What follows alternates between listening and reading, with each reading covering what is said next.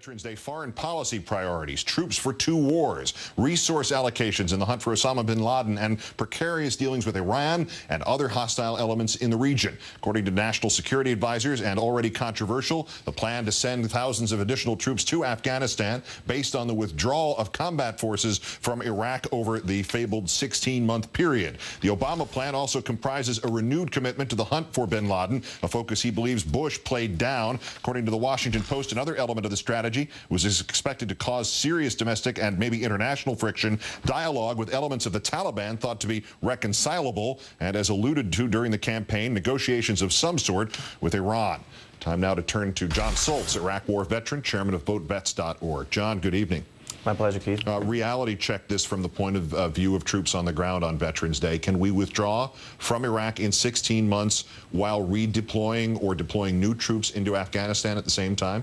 Well, we've got to start getting out of Iraq because we're going to need some of those troops to get into Afghanistan. So I think if Obama does what he's campaigned on, which is getting some of these troops out of Iraq, then we can simultaneously send more troops to Afghanistan. But I think it helps us militarily more than just with our own troops. It's going to help us with our allies in Europe. It's going to engage the Western European NATO nations, and it's going to allow them to get their combat troops more involved in Afghanistan as well. Would the wars change for the soldiers if the mission changed? I mean, if you ramp down Iraq so we can focus on getting bin Laden and the Al-Qaeda bases in or via Afghanistan, does that materially change things, or is it just a bunch of salutes going on the ground?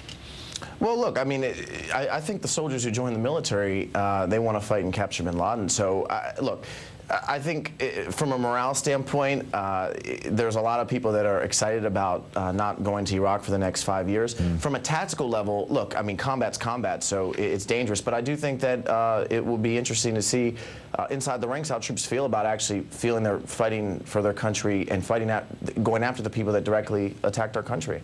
And again, on the ground, how do they respond if civilian leadership is saying one day, all right, we're fighting the Taliban here, and then civilian leadership changes the next day, and we're saying, well, we may be able to negotiate with the reconcilable parts of the Taliban in a concerted effort to get bin Laden. Is that a readjustment? Is it par for the course? Does it come with the territory? Oh, that comes with the territory. I mean, one of the greatest successes we've actually had in Iraq was this Sunni awakening, where we took the Sunni insurgency that was fighting us for the first couple parts of the war. Now we're having more success out in Anbar. So I think this military over the last 5 years, I mean, it's not like the guys that are going to Iraq or to Afghanistan now haven't been to Iraq before. So I think that comes with the territory, and I think that that's going to be something that's necessary, because there seems to be parts of the Taliban now that are not as loyal to Mullah Omar, obviously, as they were 3 or 4 years ago, and I think that that's a basic tenor of counterinsurgency that we'll see this administration go after.